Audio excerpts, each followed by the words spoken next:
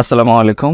2023-24 শিক্ষাবর্ষে অনার্স প্রথম বর্ষ ভর্তি কার্যক্রমের প্রথম মেধা তালিকায় যারা চান্স পেয়ে মাইগ্রেশনের আবেদন করেছিলেন তাদের বিষয় পরিবর্তনের রেজাল্ট এবং যারা প্রথম মেরিট লিস্টে চান্স পাননি তাদের দ্বিতীয় মেরিট লিস্টের রেজাল্ট প্রকাশ সংক্রান্ত বিজ্ঞপ্তি 18 এপ্রিল 2024 তারিখ বিকেল 4টায় প্রকাশ করা হবে। আপনারা আগের নিয়মেই চেক করবেন, অর্থাৎ সেকেন্ড লিস্টের জন্য আগের নিয়মে চেক করবেন এবং মাইগ্রেশনের রেজাল্টের জন্য আগের নিয়মে চেক করবেন। তবে সবার কাছে অনুরোধ থাকবে কেউ SMS এর রেজাল্ট চেক করবেন না, অবশ্যই ওয়েবসাইটে গিয়ে রেজাল্ট চেক করবেন। আপনার মোবাইল দিয়েও আপনি পারবেন, নিজের রেজাল্ট নিজেও চেক করতে পারবেন।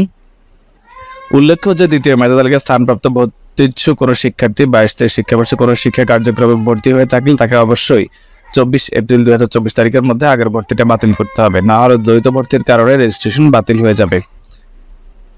তো যাদের বিষয় পরিবর্তন হবে তারা 18 এপ্রিল থেকে 28 এপ্রিলের মধ্যে একটা ভর্তি ফর্ম অর্থাৎ মাইগ্রেশন একটা ফর্ম ডাউনলোড করে প্রিন্ট করে সেটা আবার কলেজে গিয়ে নতুন ডিপার্টমেন্টে জমা দিতে হবে। এটার জন্য আপনাকে বাড়তি কোনো ফি দিতে হবে না এবং এটা অনলাইনেও নিশ্চয়ন করতে হবে না এবং নতুন করে ভর্তিও হতে হবে না। তবে মনে রাখবেন, যাদের বিষয় পরিবর্তন হবে তাদের কিন্তু কোনোভাবে আগের বিষয়ে ফিরে আসা যাবে না, আর যাদের কোনো পরিবর্তন হবে না তাদের আগের বিষয়টা ভর্তি বহাল থাকবে। এবার যারা মেধা তালিকায় চান্স পাবে সেকেন্ড মেরিট লিস্টে তাদেরও একইভাবে 18 এপ্রিল থেকে 28 এপ্রিলের মধ্যে চূড়ান্ত ভর্তি ফর্ম অনলাইন থেকে ডাউনলোড করে প্রিন্ট করে প্রয়োজনীয় কাগজপত্র সহ কলেজে জমা দিবেন। এখানে যে 565 টাকার কথা বলা হয়েছে এটা কলেজকে বলছে, আপনাদেরকে বলেনি।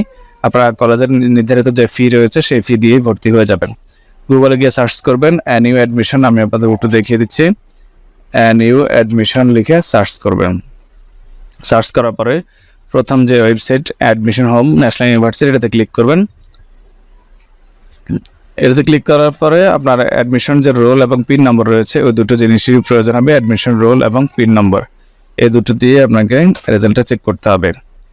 তারপরে এখান থেকে অ্যাপ্লিক্যান্ট লগ ইন এখানে ক্লিক করবেন। এখানে ক্লিক করে আপনার অ্যাডমিশন রোল এবং পিন নম্বর দেবেন। একইভাবে আপনি মোবাইলেও চেক করতে পারবেন।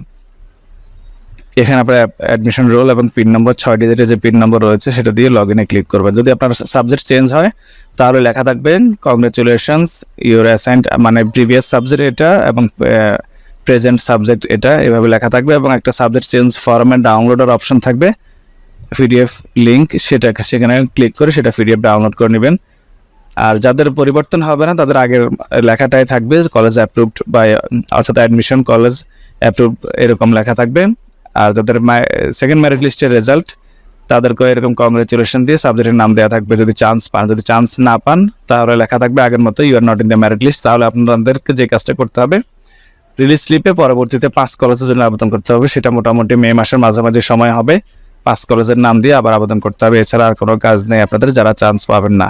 অবশ্যই এভাবে ওয়েবসাইটে গিয়ে রেজাল্টটা চেক করে নেবেন। ধন্যবাদ সবাইকে।